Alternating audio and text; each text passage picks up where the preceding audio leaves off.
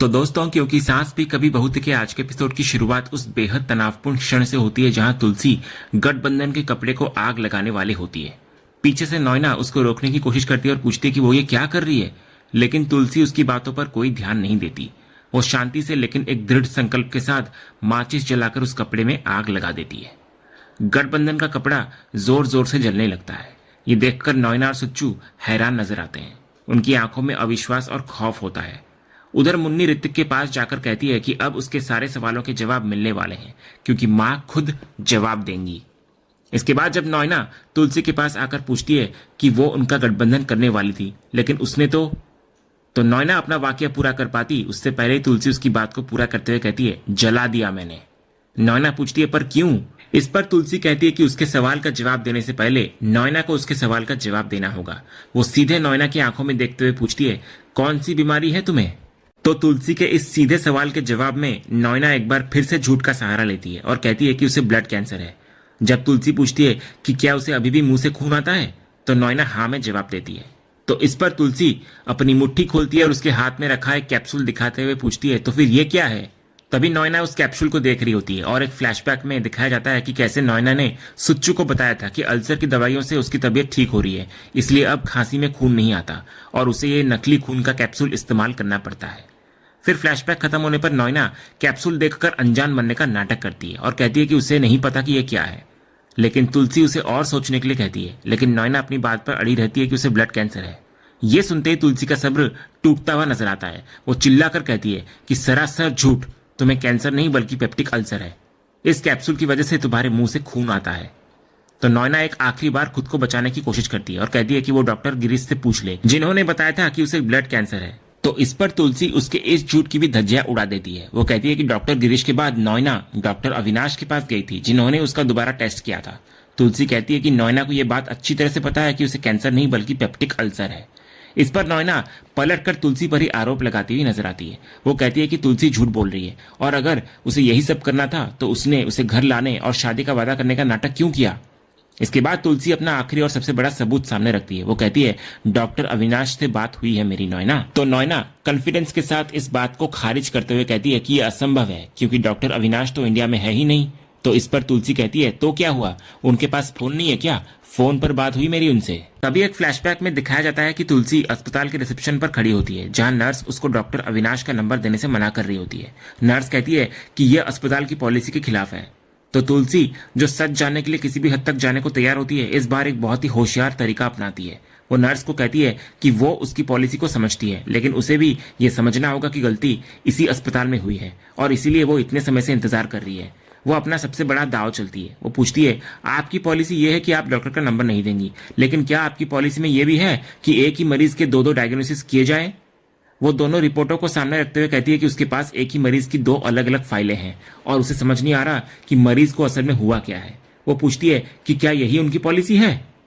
इसके बाद वो कंप्लेंट करने की धमकी देती है। वो पूछती है कि उसे किसके खिलाफ शिकायत करनी चाहिए, डॉक्टर के या मैनेजमेंट के। वो कहती है कि वो सिर्फ इतना चाहती है कि अगर डॉक्टर यहाँ नहीं है तो कम से कम फोन पर बात करके ये तो पता चल जाए कि मरीज को हुआ क्या है। उसकी इस दृढ़ता और तर्कों को सुनकर वहां खड़ा एक और डॉक्टर डर जाता है। तुलसी उससे भी हेल्प मांगती है, तो वो डॉक्टर हड़बड़ाहट में तुलसी को शांत होने के लिए कहता है और नर्स को निर्देश देता है कि वो उन्हें डॉक्टर अविनाश का नंबर दे दे। तो नंबर मिलने पर तुलसी तुरंत उन्हें फोन करती है और नॉयना साराभाई की बीमारी के बारे में पूछती है। और फिर फ्लैशबैक खत्म होता है और तुलसी सबके सामने नॉयना की आंखों में देखते हुए ऐलान करती है और कहती है कि डॉक्टर अविनाश ने उसे फोन पर बता दिया है कि नॉयना को कैंसर नहीं बल्कि पेप्टिक अल्सर है। ये सुनते ही पूरा वीरानी परिवार हैरान नजर आता है। नॉयना का सबसे बड़ा झूठ, जिससे उसने सबको ब्लैकमेल किया था, अब सबके सामने आ चुका होता है। इसके बाद नॉयना अपनी आखिरी कोशिश में मिहिर की तरफ मुड़कर कहती है कि तुलसी झूठ कह रही है। इस पर मिहिर का बरसों का दबा हुआ गुस्सा एक ज्वालामुखी की तरह फट पड़ता है। वो चिल्लाकर कहता है, बिल्कुल चुप, एक भी शब्द मत बोलना। वो कहता है कि क्या उसे लगता है कि वो तुलसी पर नहीं बल्कि उस पर भरोसा करेगा। वो उसे याद दिलाता है कि कैसे उसके झूठ ने 6 साल तक सबको अंधेरे में रखा और उसका और तुलसी का डिवोर्स करवाया और फिर यहाँ चली आई वो शादी करने। और फिर इसके बाद मिहिर वो खुलासा करता है जो इस कहानी का सबसे बड़ा ट्विस्ट होता है। वो मुस्कुराकर कहता है, तुमको क्या लगता है कि मैं ये शादी कर रहा हूँ? नहीं, मैं तो नाटक कर रहा हूँ। वो बताता है कि ये सब कुछ वो तुलसी के कहने पर कर रहा था। तुलसी ने उसको मैसेज करके सब कुछ बता दिया था और जब वो सोचने के लिए 2 मिनट के लिए गया था तो वो असल में तुलसी से ही बात करने गया था। तभी एक छोटे से फ्लैशबैक में दिखाया जाता है कि जब मिहिर 2 मिनट के लिए साइड में गया था तो उसको तुलसी का मैसेज मिला था जिसमें लिखा था कि अकेले में जाकर मुझे फोन करो, अर्जेंट है। तो मिहिर तुरंत उसको फोन करता है और तुलसी उसको सारी सच्चाई बता देती है। फ्लैशबैक खत्म होता है और मिहिर नयना को कह रहा होता है कि वो मंडप में शादी करने नहीं बल्कि तुलसी के कहने पर उसका सच सबके सामने लाने के लिए आया था।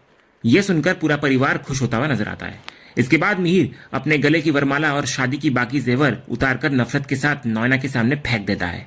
तो नयना अपनी आखिरी और सबसे हारी हुई कोशिश में फिर से कहती है कि तुलसी और डॉक्टर दोनों झूठ बोल रहे हैं। तो इस पर तुलसी कहती है तुम ऐसे नहीं मानोगी ना। और फिर तुलसी अपना सबसे बड़ा सबूत पेश करती है। वो सबके सामने डॉक्टर अविनाश को वीडियो कॉल लगाती है। वो डॉक्टर से अनुरोध करती है कि वे एक बार फिर से नयना साराभाई की बीमारी के बारे में सबको बताएं। तो डॉक्टर अविनाश वीडियो कॉल पर साफ साफ बताते हुए नजर आते हैं कि नयना की पहली रिपोर्ट में कैंसर था, लेकिन लक्षण पूरी तरह से मेल नहीं खा रहे थे। इसलिए उन्होंने सारे टेस्ट दोबारा करवाए जिसमें कैंसर का कोई नामो निशान नहीं मिला। उसे असल में पेप्टिक अल्सर था जिसकी वजह से उसे खांसी में खून आ रहा था। उन्होंने ये बात नयना और उसकी बहन सुच्चू दोनों को बता दी थी। फिर अंत में वो जोर देकर कहते हैं कि नयना को कैंसर होने की 0.01% की भी संभावना नहीं है। ये वीडियो सबूत नयना के ताबूत में आखिरी कील साबित होता है। वो पूरी तरह से बेनकाब होती हुई नजर आती है और उसके मुंह से एक शब्द भी नहीं निकलता। फिर नयना का झूठ सामने आने के बाद परिवार का हर मेंबर अपना गुस्सा और घृणा व्यक्त करता है। नंदिनी कहती है कि उसको नयना को आप कहने में भी शर्म आ रही है क्योंकि उसने उसकी माँ के साथ इतना बड़ा धोखा किया।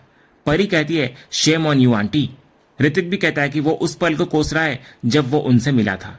करण कहता है कि उसने नयना जैसा इंसान कभी नहीं देखा। इसके बाद मिहिर का गुस्सा अपने चरम पर होता है। वो नयना और सुच्चू दोनों को कोसता है और कहता है कि उनका दिमाग पूरी तरह से सड़ चुका है। वो सवाल करता है कि क्या उन्होंने उन सबको समझ क्या रखा है? क्या वे जिंदगी भर उसके इमोशंस और उसकी अच्छाई के साथ ऐसे ही खेलती रहेंगी? जब नयना कुछ कहने की कोशिश करती है तो मिहिर का सब्र का बांध टूट जाता है। वो जोर से चिल्लाकर उसको चुप रहने का आदेश देता है और गुस्से में उसकी तरफ बढ़ने लगता है, लेकिन तुलसी उसको रोक लेती है और कहती है रुक जाओ, कुछ नहीं करोगे तुम। इसके बाद तुलसी नयना की तरफ मुड़ती है और एक बहुत ही मार्मिक और गहरा सवाल करती है। वो कहती है जिस इंसान के लिए तुम आज आंसू बहा रही हो नयना, जिसके लिए ये सब तमाशा किया तुमने और जिसके लिए प्यार की दुहाई तुम बार बार देती रही, क्या दिया तुमने उस मिहिर वीरानी को? सिर्फ धोखा और षड्यंत्र। इसके बाद तुलसी नयना को याद दिलाती है कि जब मिहिर ने उसे पहली बार देखा था तो एक बेचारी और अकेली लड़की समझकर उसकी हेल्प करनी चाहिए थी, लेकिन नयना ने उसकी अच्छाई का यह सिला दिया। तुलसी कहती है कि इस घर ने उसे एक दोस्त का सम्मान दिया, लेकिन उसने उस दोस्ती को भी धोखा दिया। इसके बाद वो नयना को प्यार का असली मतलब समझाती है। वो कहती है कि प्यार झूठ बोलकर हथियाया नहीं जाता, बल्कि प्यार में समर्पण और बलिदान दिया जाता है।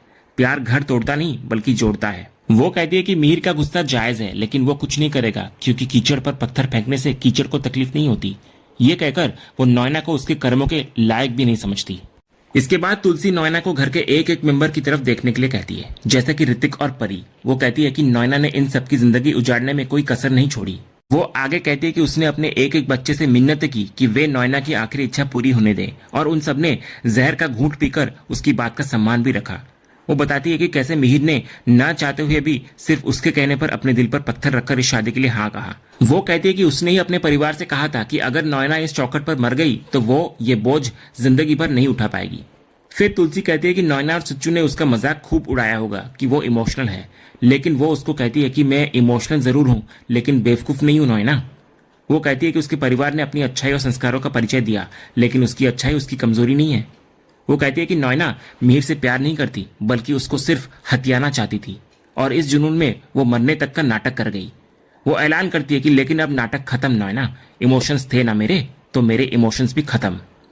ये कहकर तुलसी नयना का हाथ पकड़ती है और उसको घसीटते हुए घर से बाहर ले जाने लगती है। नयना पीछे से चिल्लाती रहती है, लेकिन तुलसी नहीं रुकती। वो नयना को शांति निकेतन के गेट के बाहर जमीन पर फेंक देती है। तो नयना नीचे गिरी हुई गुस्से और नफरत से तुलसी को देख रही होती है। पूरा परिवार पीछे खड़ा ये सब देख रहा होता है। जब नयना इधर कहती है ये तुम सही नहीं कर रही हो, तो तुलसी उसको अपनी आखिरी और सबसे शक्तिशाली चेतावनी देती है। वो कहती है अपनी आंखें नीची करो नयना, और आज के बाद अपनी आंखें जमीन पर गड़ा कर चलना। मेरे घर और मेरे परिवार की तरफ कभी आंख उठाकर देखना भी मत। फिर वो आगे कहती है और कभी अगर किसी वीरानी की तरफ आंख उठाकर देखने का मन करे तो याद रखना कि तुलसी वीरानी वो औरत है जिसने मर्यादा लांघने पर अपनी औलाद तक को मार दिया था। और इसी बेहद शक्तिशाली, न्यायपूर्ण और दिल को दहला देने वाले अंत के साथ जहां तुलसी अपने परिवार के रक्षक के रूप में खड़ी है, आज का ये एपिसोड यहीं पर खत्म होता है। तो दोस्तों, आपको आज का ये एपिसोड और इसका अपडेट कैसा लगा, अपनी राय हमें कमेंट बॉक्स में जरूर बताएं। अगर आपको आज का ये वीडियो पसंद आया हो तो वीडियो को लाइक करें, शेयर करें और हमारे चैनल को सब्सक्राइब करके बेल आइकन जरूर दबाएं, ताकि क्योंकि सास भी कभी बहुत के अगले धमाकेदार एपिसोड का अपडेट आपको सबसे पहले मिले। मिलते हैं अगले वीडियो में, तब तक के लिए धन्यवाद।